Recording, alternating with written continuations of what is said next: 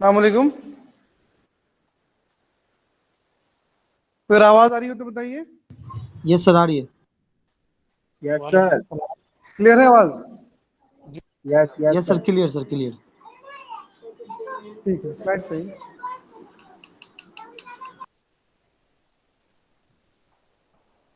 हाँ ठीक। चलिए, यहाँ पे डिस्प्ले थोड़ा सा वाइट बोर्ड है तो बहुत क्लियर नहीं हो रहा होगा।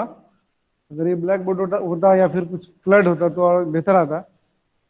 मैं क्लेविकल पढ़ा रहा हूँ, एनाटॉमी का सब्जेक्ट है। क्लेविकल को अज़मुत रक़वा कहते हैं। और नेक्स्ट स्लाइड, ये दे दिए हमको।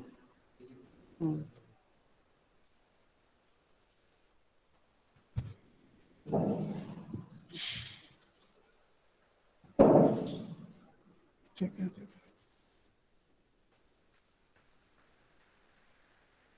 नीचे की।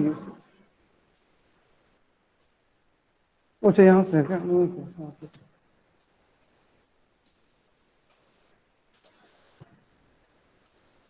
है। बीच में आ रहा है, दिख नहीं रहा है। ठीक है, हो जाएगा। हाँ, हो जाएगा, नीचे है फिर भी।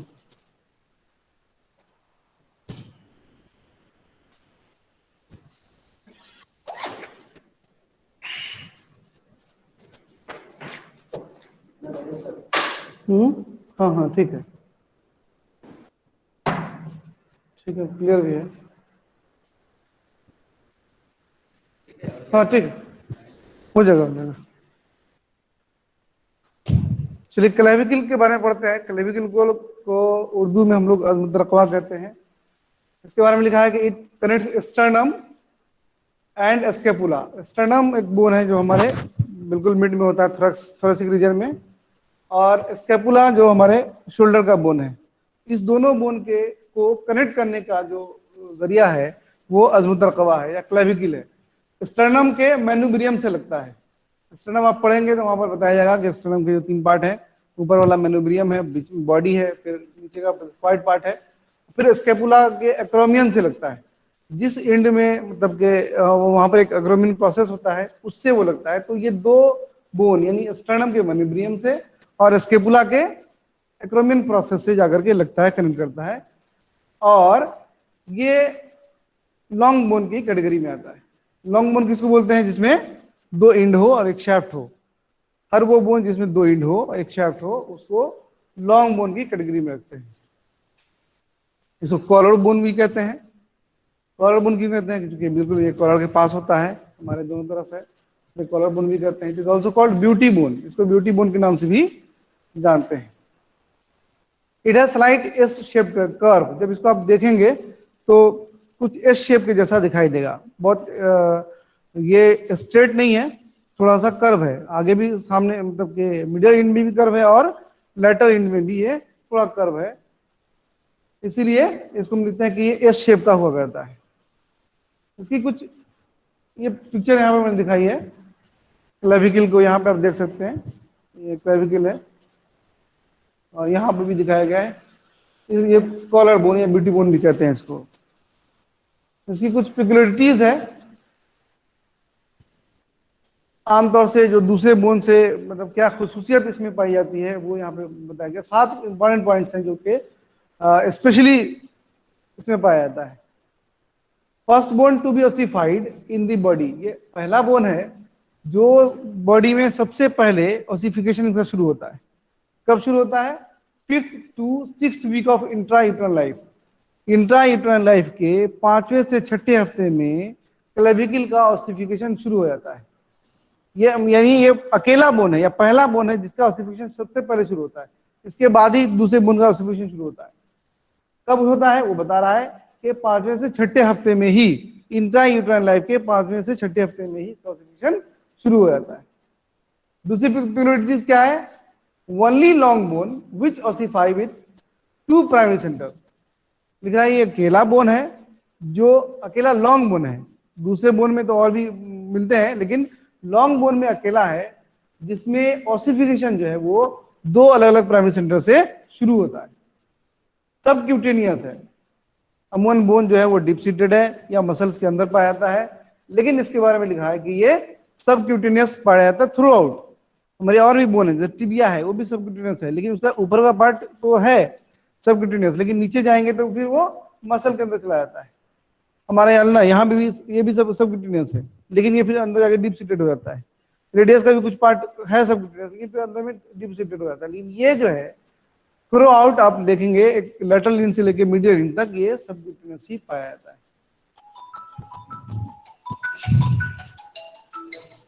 सदुद्दीन सर है, सर बात कर लीजिए।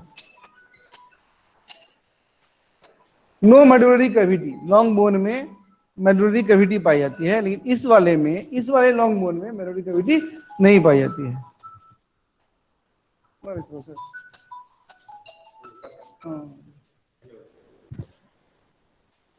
इस वाले बोन में कोई मेडुलरी कैविटी नहीं पाई जाती है।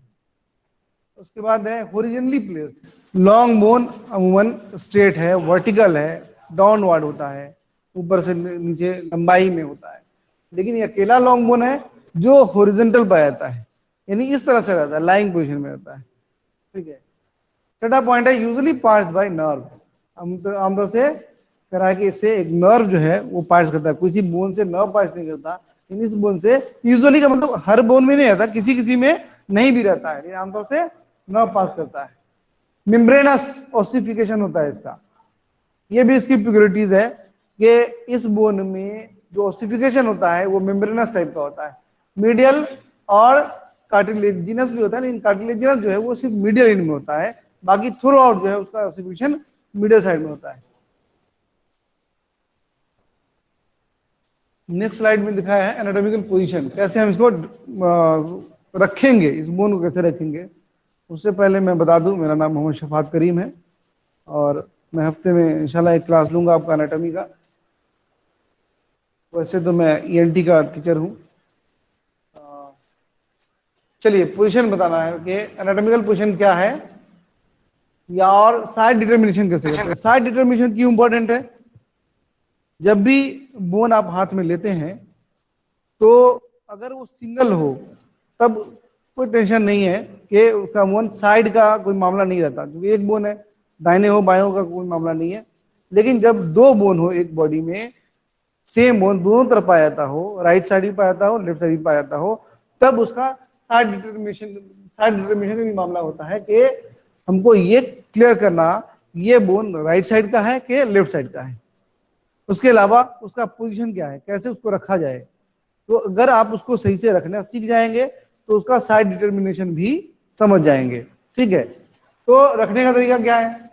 बोन होता तो मैं अच्छे से बता पाता, तो बोन को यहाँ पे है नहीं। Bone should be held horizontally, पहला पॉइंट ये है कि बोन को हमको कैसे रखना है? हॉरिजॉन्टली रखना है।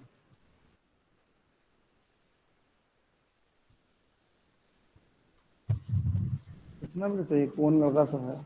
अच्छा नहीं आएगा। मान लिया क्लेविकल है लाइए सर लाइए। जी, ओरिजिनल बोन दिखाइए सर। चलिए मान लिया क्लेविकल है, इस क्लेविकल का एक साइड में देख रहे हैं कि ग्रीन साइड दिख रहा है, दूसरा व्हाइट साइड है। तो रखने का पोजीशन क्या करा कि इसको हम हॉरिजॉन्टल रखेंगे। सबसे पहले इसका जो पोजीशन होगा वो हॉरिजॉन्टल होगा। दूसरा करा राउंडेड एंड इज मीडियल, इसमें गोल सिरा होता है, यानी क्लेविकल का, इसमें तो नहीं दिखेगा लेकिन क्लेविकल का एक सिरा गोल होता है और एक चिपटा होता है। तो कह रहा है कि राउंडेड एंड जो है कहां पर होगा? मीडियल साइड में होगा। मीडियल साइड किसको बोलते हैं? कितने स्टूडेंट है, किसी किसी पूछे? पूछना नहीं है, बता रहा हूं। मिडिल साइड बोलते हैं जो बॉडी का हिस्सा हमारी मिडिल एक्सिस के नजदीक होगा वो मिडिल कहलाएगा, और जो एक्सिस से जितना दूर होगा वो लेटरल कहलाएगा।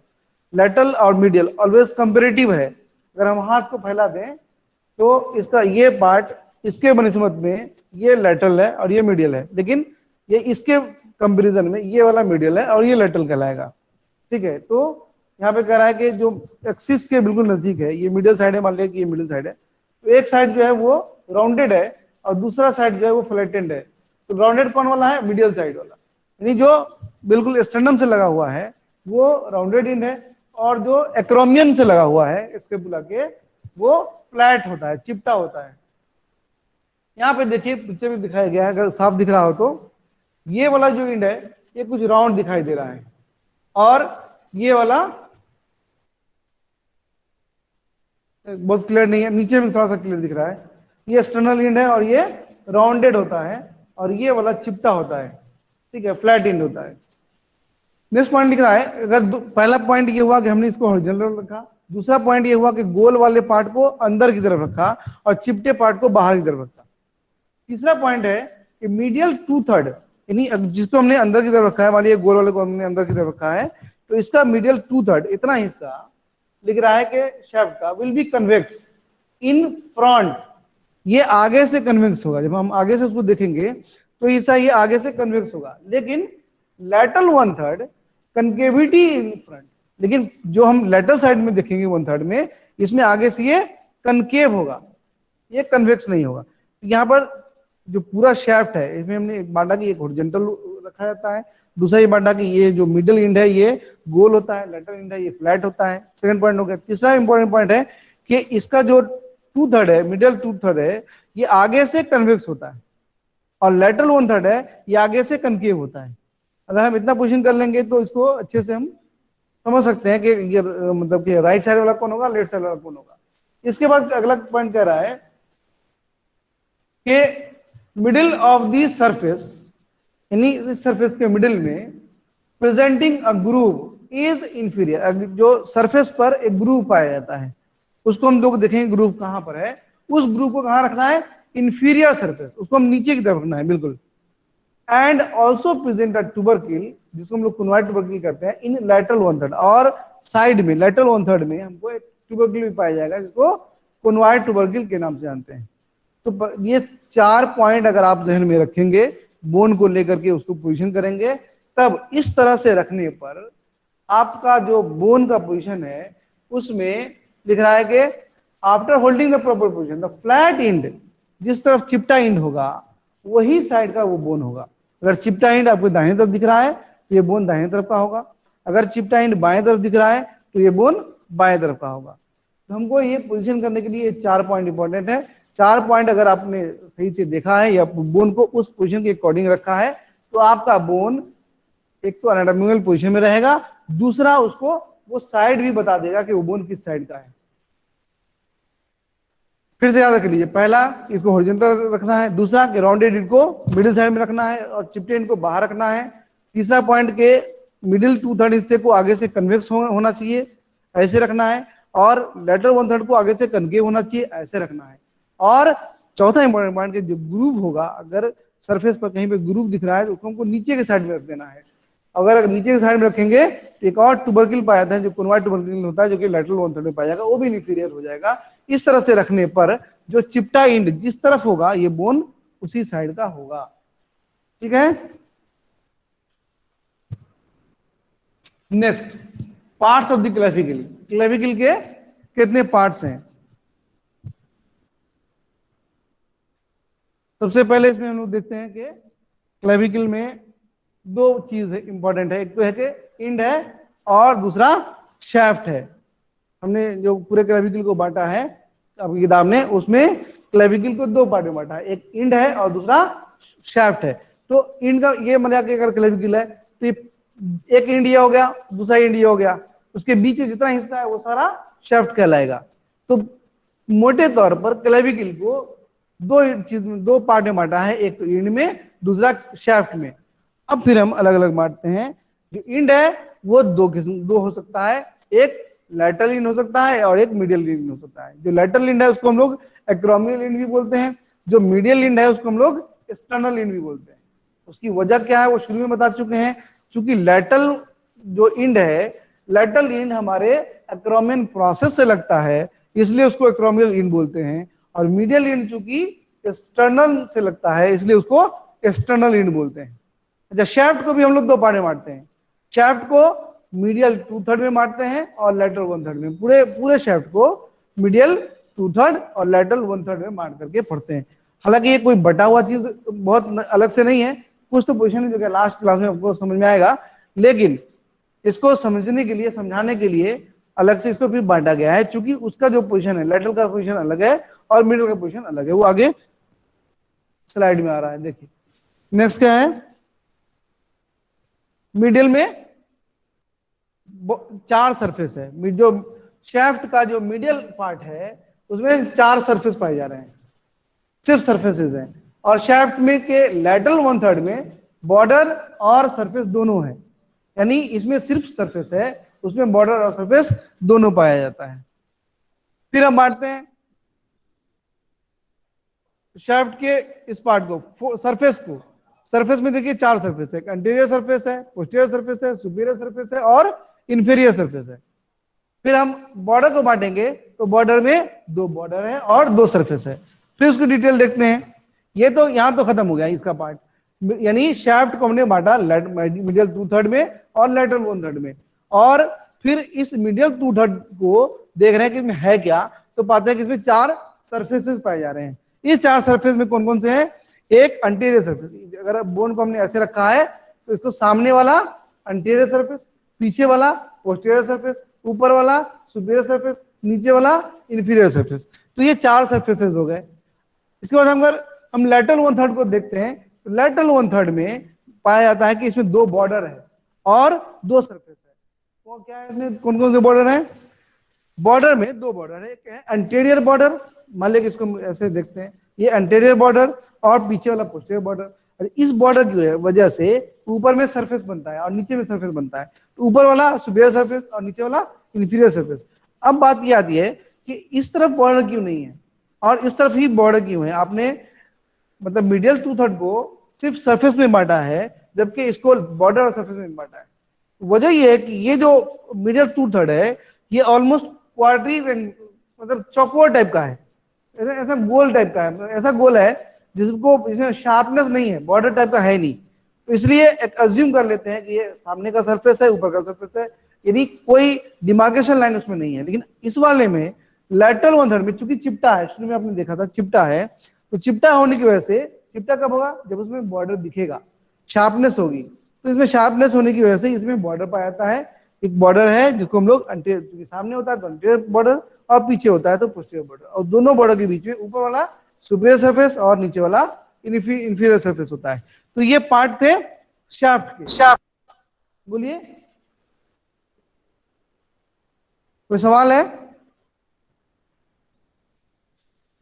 नहीं सवाल है तो म्यूट कर लीजिए।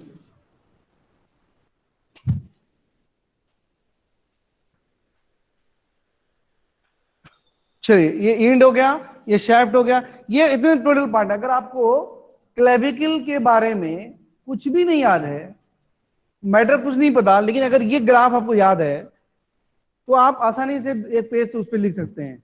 कम से कम इतने पार्ट को लैंग्वेज में जब लिखेंगे 1 से 2 पेज आराम से लिखा जाएगा। क्योंकि अगर आप क्लेविकल को बांटेंगे 2 पार्ट में, इंड में, फिर इंड को आपने बांटा लेटरल में और मिडिल में, फिर उसके बाद उसके अंदर आप कुछ सेंटेंस भरेंगे, भाई लेटरल इंड जो है लेटरल साइड में होता है, इसको एक्रोमियल इंड भी कहते हैं। ये चूंकि एक्रोमियल से जुड़ा होता है, जॉइंट्स बनाता है, इसलिए इसको एक्रोमियल इंड कहते हैं। मिडिल साइड जो है मिडिल तरफ होता है, स्टर्नम से जुड़ा रहता है, चूंकि स्टर्नम से जुड़ा रहता है इसलिए इसको स्टर्नल इंड कहते हैं। इतना तो लिख ही सकते हैं। ये इंड चिपटा होता है, ये इंड गोल होता है। शाफ्ट के बारे में लिख सकते हैं कि शाफ्ट जो है वो दोनों इंड के दरमियान का हिस्सा शाफ्ट कहलाता है। शाफ्ट को हम 2 पार्ट में बांटते हैं, मिडिल 2/3 में और लेटरल 1/3 में।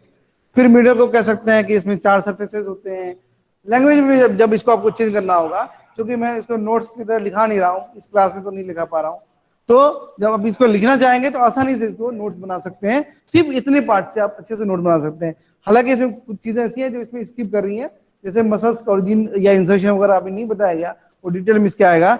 लेकिन यहाँ तक में आप इतना काम कर सकते हैं, जिसमें से एंटीरियर सरफेस, पोस्टीरियर सरफेस, सब के बारे में एक पॉइंट बना करके लिख सकते हैं कि एंटीरियर सरफेस आगे की तरफ होता है, पोस्टीरियर सरफेस पीछे की तरफ होता है। इतना भी आप करेंगे तो आपका एक टॉपिक आसानी से खत्म हो सकता है। या ओवरव्यू के लिए ये जो आपको दिखाया गया है क्लेविकल के बारे में, अगर आपको नहीं भी याद हो तो ये ओवरव्यू काफी है समझने के लिए क्लेविकल के कितने पार्ट्स हैं। चलिए, क्लास से थोड़ा सा देर से शुरू हुआ है, यहाँ पे पिक्चर दिखा करके हम क्लास खत्म करते हैं। यहाँ पर ये पिक्चर दिखाया गया है क्लेविकल का। जो पीछे दिखाया गया उसको एक बार यहाँ पर समझ लीजिए अच्छे से।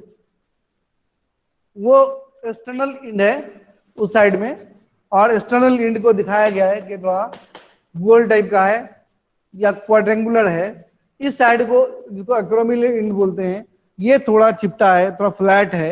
एक्रोमियल इंड है ये, वो एक्सटर्नल इंड है। यहाँ पर कोनोइड ट्यूबरक्ल दिखाया गया है। ये यहाँ पर देखिए दोनों अलग अलग पोजीशन में है। ये यहाँ पर कोस्टल ट्यूबरोसिटी है, इससे जो है कोस्टल कार्टिलेज आकर के लगता है। ये बॉडी ऑफ द क्लेविकल है। ठीक है, तो ये जो है ओवरव्यू दिखाया गया जो आपको पीछे पढ़ाया गया है। ठीक है, ठीक है, आज तक यहीं रखते हैं। कोई सवाल है तो पूछना है तो बताइए। ठीक है सर, जज़ाकल्लाह। चलिए सर ठीक है। बोन से दिखा के पढ़ाते तो और इफेक्टिव होते सर। हेलो,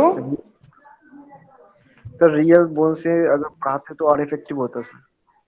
आवाज क्लियर नहीं है। सर फील नहीं सर हुआ। वो बोन अगर दिखा के सर क्लास अगर करवाते तो। सर वो जो मार्कर दिखाया ना सर बोन बना के, क्या वो बोल रहे हैं? बोन फील नहीं हुआ सर क्लास में सर। ठीक है, ठीक है, सर बता रहे हैं कि बोन का जो डिमोन्स्ट्रेशन है जब आप फिजिकल क्लास करेंगे उसमें आपको बताया जाएगा। ठीक है, इंशाल्लाह सर जरूर। चलिए ओके, अल्लाह हाफिज। अल्लाह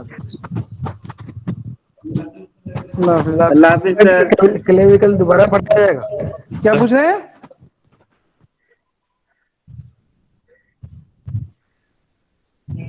सर क्लेविकल दोबारा पढ़ाया जाएगा? अभी तो एक ही पार्ट हुआ है भाई, अभी तो क्लासेस बाकी है इसकी। सर आपका क्लास डेली है क्या सर? नहीं, हफ्ते में एक रोज होगा इंशाल्लाह, सैटरडे को। कोई दिक्कत समझ में आई बात? Yes sir. थोड़ा बहुत, ज्यादा नहीं आया समझ में। ज्यादा समझ में नहीं आया, ज्यादा समझ में आएगा जब आप यहाँ पे आइएगा तब अच्छे से समझ में आएगा। यस सर, वही बात है। और कोई इशू है तो सही बताइए। बोले सर। ठीक है, yes sir. Thank you sir. Yes sir.